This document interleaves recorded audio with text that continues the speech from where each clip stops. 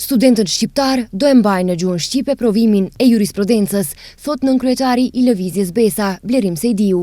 Ai thekson se pajtohet plotësisht me deklarimet e kryeministrit Kristian Mickoski që studentët që duan t'i testojnë njohuritë e tyre juridike në gjuhën shqipe mund ta bëjnë të njëjtën me një kërkesë të thjeshtë.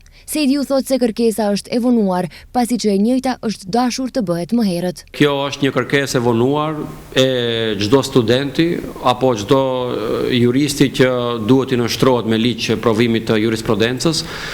Kjo vërtet duhet e shumë më herët bëhet dhe tani ka ardhur koha që të bëhet dhe do bëhet vërtet. Dhe atë që e tha dhe kryeministri është një drejtë ligjore që ndoshta dhe nuk ju është mundësuar studentëve që të drejtohen në gjuhën shqipe, ja tani me qeverinë vlen do që mundësohet që studentëve shqiptar, sidomos dhe të tjerëve të interesuar të nështrohen provimit jurisprudencës edhe në gjuhën e tyre amtare, pra në gjuhën shqipe, siç duhet edhe të ishte shumë më herët.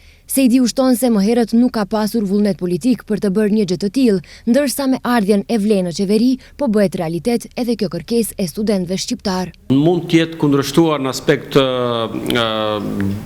jo zyrtar ose deklarativ, por ajo që flasun është procedura zyrtare, që do jetë procedurë shumë shpejt ligjore dhe që do hin fuqi dhe do zbatohet pra shumë shpejt, për arsye se kjo veçmë është një marrëveshje që duhet të jetë shumë më herët.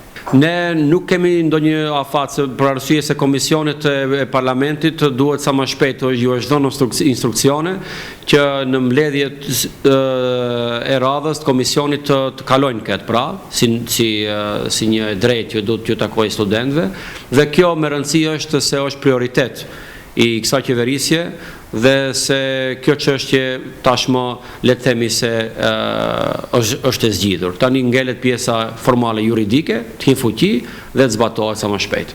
Ditë më parë, zëvendës kryeministri Bekim Sali tha se ligji ka një problem dhe se duhet të korrigjohet dhe qartësohet.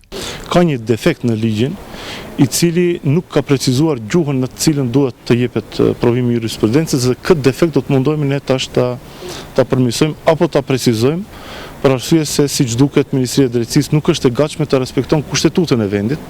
Por vetëm 2 ditë më vonë, të shtunën që lam pas i pyetur për kërkesën e studentëve shqiptar që provimi i jurisprudencës të mbahet edhe në gjuhën shqipe, kryeministri i vendit Kristian Mickoski tha se ligji është i qartë dhe preciz. Zakonozacici je jasen po studentëve. Ligji për gjuhët është i qartë. Nëse dikush kërkon që të testohet në gjuhën shqipe, duhet që t'i mundsohet. Aleanca për shqiptarët e Zjadin Selës sot kërkoi që ministri i Drejtësisë Igor Fillkov të jep dorëheqje. Thonë që provimi i jurisprudencës për studentët e Fakultetit të Juridikut të mbahet në gjuhën shqipe. Kryeministri Kristian Mickoski sot konfirmoi 2 fakte të pamohueshme, e të cilat shumë vatrës së tij tentonin t'i mohojnë ose manipulojnë. Juristët e ri shqiptar kanë të drejtë që provimin e jurisprudencës ta mbajnë në gjuhën shqipe, ndërsa për refuzimin e drejtanishëm dhe shkeljen e kësaj të drejte, ministri i Drejtësisë duhet të shkarkohet, pasi ka shkelur dhe ligjet dhe vetë kushtetutën si aktin më të lartë juridik në vend.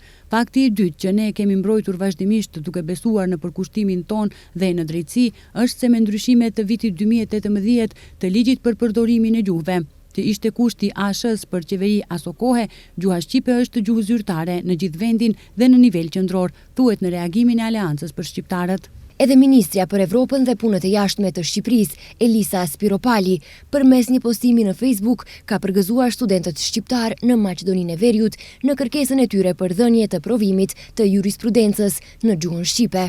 Përgëzojmë studentët shqiptar të Maqedonisë së Veriut për angazhimin qytetar dhe mënyrën demokratike me të cilën kanë artikuluar kërkesën e tyre për përdorimin e gjuhës shqipe në përputhje me të drejtat e garantuara nga kushtetuta dhe legjislacioni në fuqi. Vlerësojmë gjithashtu gatishmërinë e institucioneve të Maqedonisë së Veriut, veçanërisht kryeministrit Mickoski dhe zëvendës kryeministrit Sali për ta trajtuar këtë çështje me seriozitet dhe në përputhje me kushtetutën dhe kuadrin ligjor të vendit, shkruan Spiropali.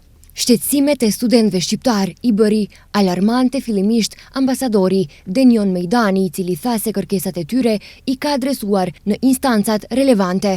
Ai madje filloi edhe fushat me moton Fol Shqip o taj. I gjithë ky debat filloi kur 385 studentë shqiptar nga 3 fakultetet të juridikut në Maqedoninë e Veriut përmes një peticioni kërkuan nga institucionet që provimi i jurisprudencës të jepet edhe në gjuhën shqipe, në gjuhën në të cilën i kryejnë studimet, pasi siç thon u takon me ligj. Peticioni u dorëzua tek Ministria e Drejtësisë, Agjencitë për zbatimin e gjuhëve, Inspektorati për përdorimin e gjuhëve, Kryetari i Kuvendit dhe zëvendës kryeministri i parë.